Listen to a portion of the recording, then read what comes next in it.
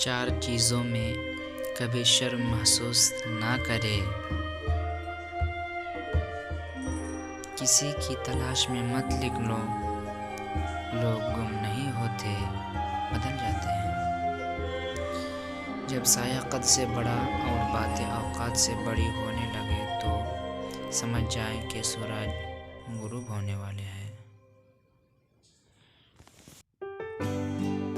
जो शख्स तुमको अच्छा लगे उससे कम मिला करो, और जो बहुत अच्छा लगे उसे सिर्फ देखा करो।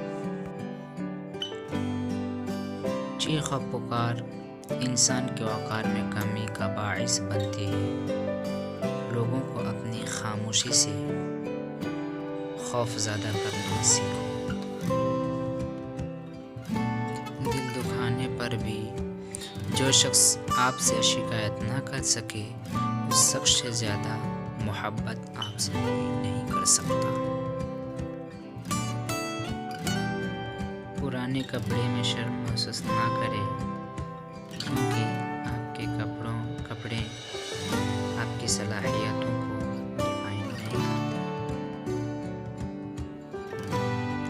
सादी ज़िंदगी में शर्म महसूस ना करें, क्योंकि कामयाबी का अंदाज़ा ज़ाहिरी शक्ल सूरत से नहीं लगाया जा सकता।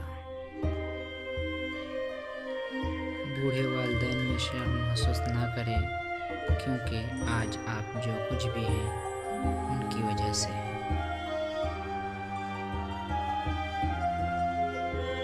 गरीब दोस्त में शर्म महसूस ना करें, क्योंकि दोस्ती का स्टेटस